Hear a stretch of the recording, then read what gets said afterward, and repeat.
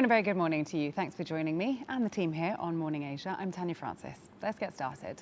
Coming up on the show today, a roundup of the top news this hour. In the papers, the US launches powerful strikes against Iran after attacks in the Strait of Hormuz. China races to rescue thousands after devastating floods, landslides and a tornado. And the United Nations warns that misinformation and deep fakes are putting refugees' lives at risk. So stay with us for the headlines from around the world.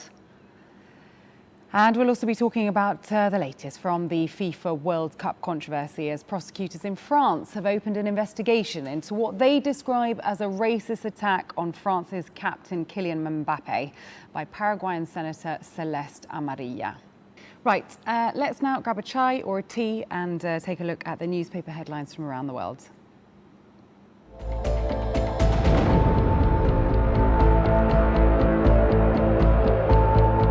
We start with the Guardian, where the top headline is US military launches strikes against Iran in retaliation over attacks on commercial vessels. So we brought you this story a little earlier in the show.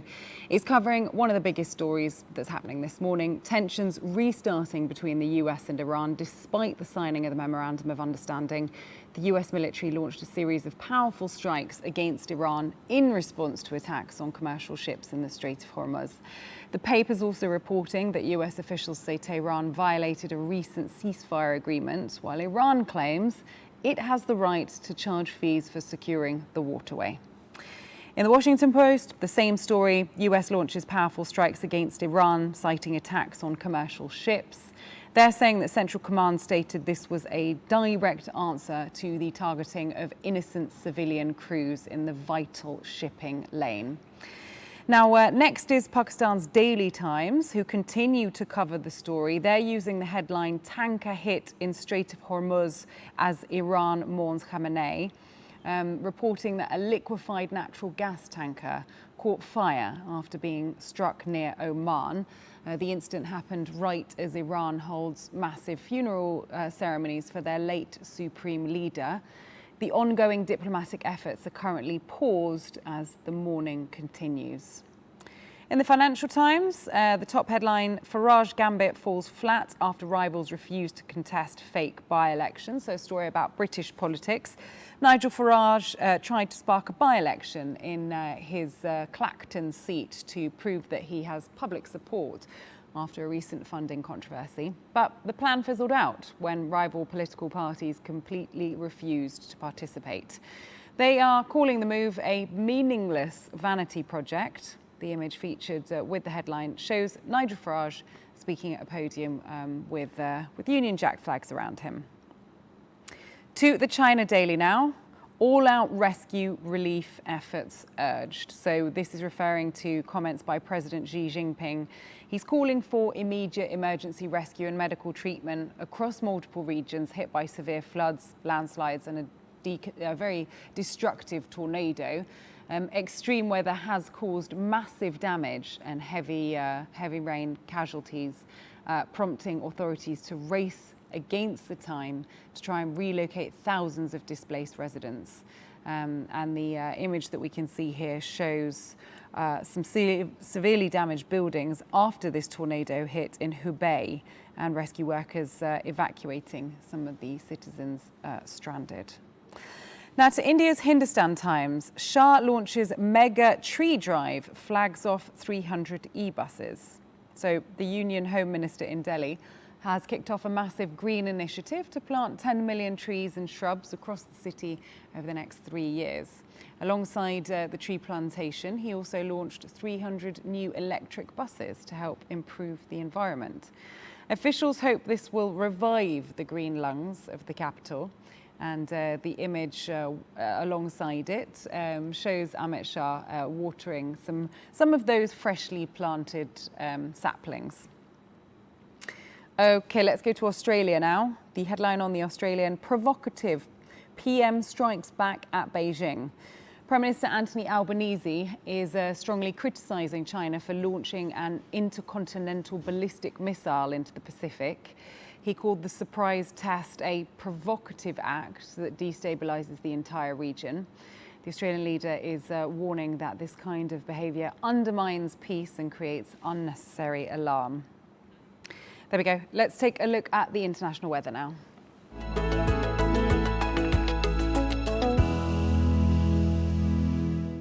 Okay, so we are going to start in Islamabad.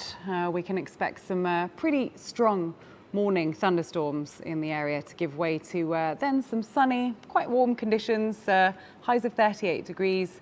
Then partly cloudy skies will then follow as temperatures drop down as they head into their evening to around 26, 27 degrees.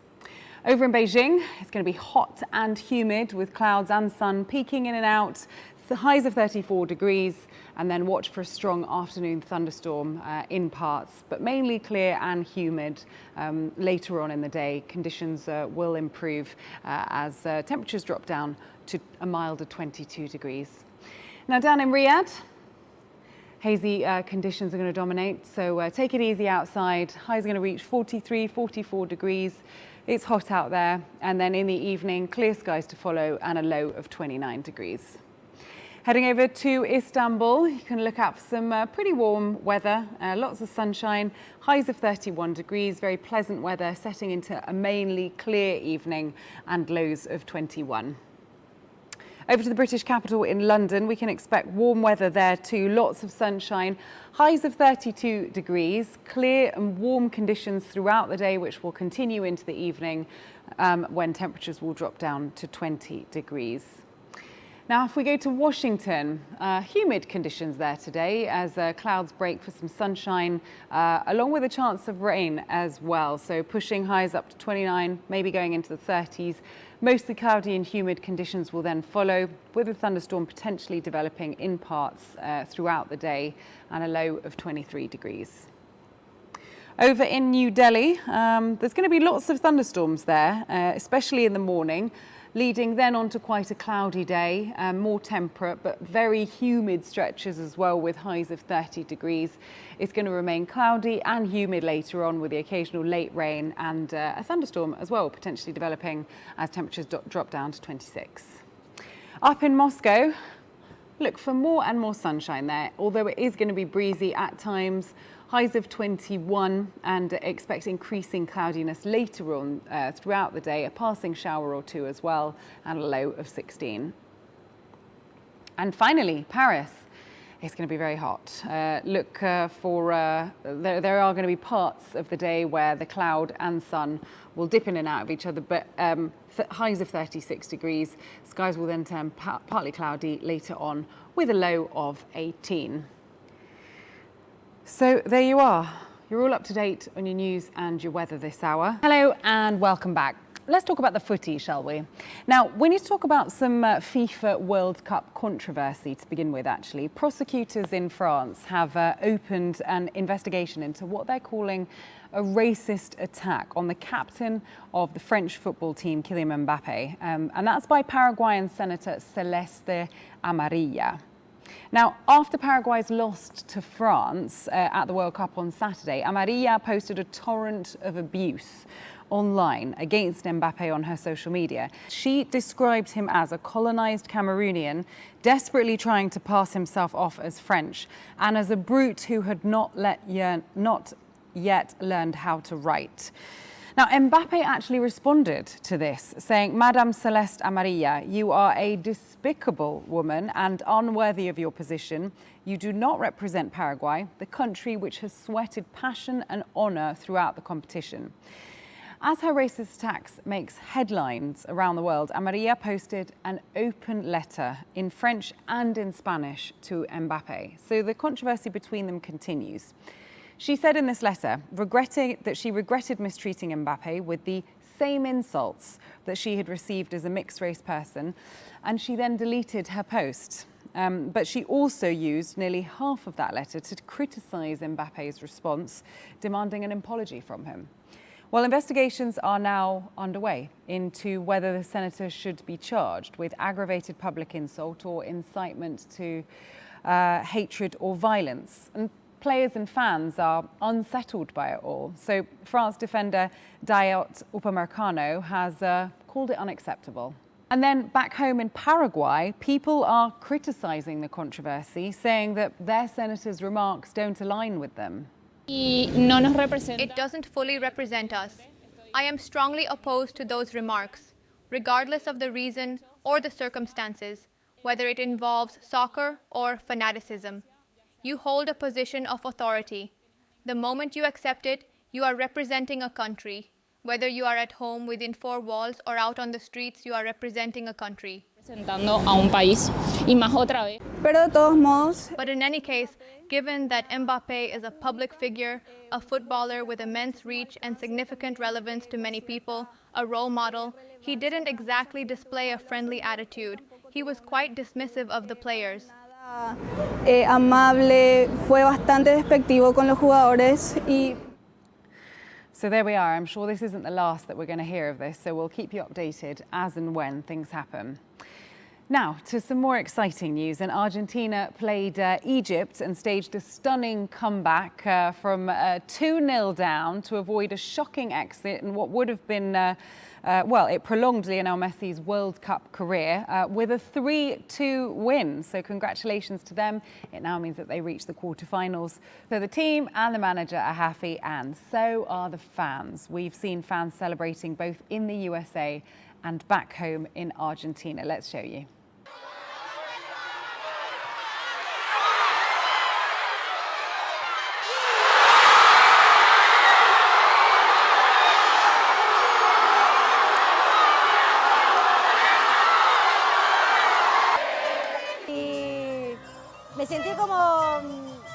I felt like many Argentines must have felt, with a bit of anguish after the second goal, but we know Argentina has grip, has resilience, and Argentina's heart is there, USA. And well, we asked the Virgin of Lujan for that goal to come, for all the other goals that came right after. The truth is, it was very emotional.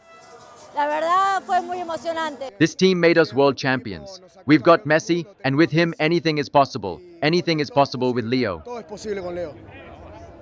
Now, celebrations were also happening on the Gaza Strip as Palestinians gathered among destroyed buildings to watch the Argentina-Egypt World Cup game. It's a true moment to reflect on how sport, and football in this case, can really bring people together. Locals on the Gaza Strip said, "We left our tents, our alleyways and all our destroyed homes to go out and watch the match."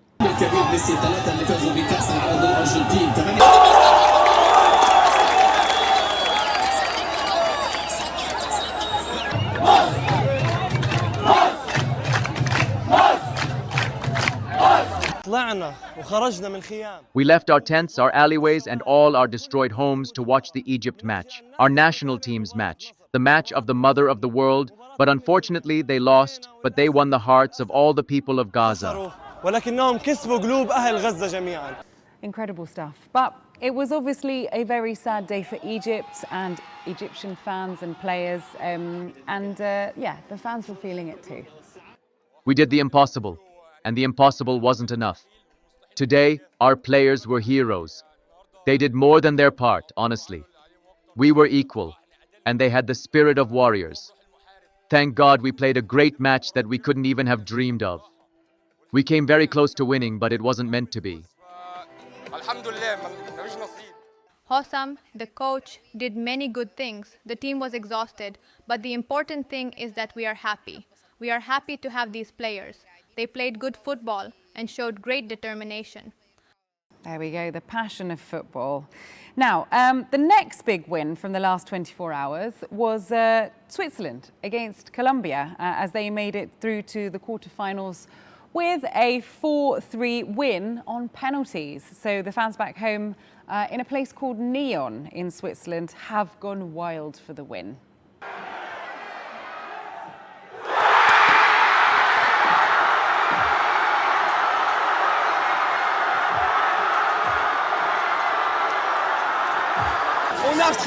We were stressed the whole time, but in the end when they won, it felt like they had broken every record.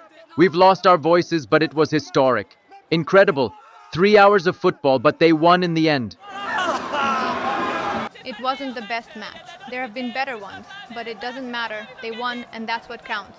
There we go. That's it for today. Catch us on social media, Asia One News on X, Instagram, YouTube and Facebook. And have a lovely rest of your day. And come join me tomorrow. I'll be here waiting. Goodbye.